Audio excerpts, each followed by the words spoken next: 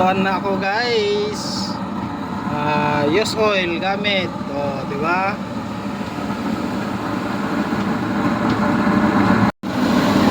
O makakaluto ba? Testing muna tayo magsaing sa use oil. Diba?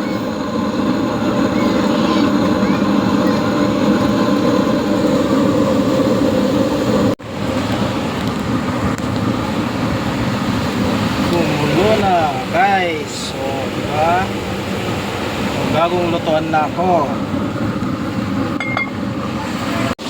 Yan na guys. Nagluluto na tayo ng pritong manok sa ating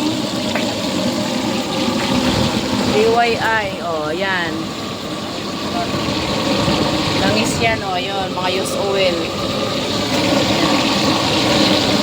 Diba? Upit-tipid tayo pag may time dahil wala tayong income.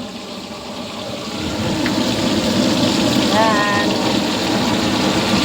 Pagkatapos niya, nagugulay pa si kamahalan. Ano yan? Gulay. Pampahaba ng meron siya mga malunggay, bati, kalabasa, okra.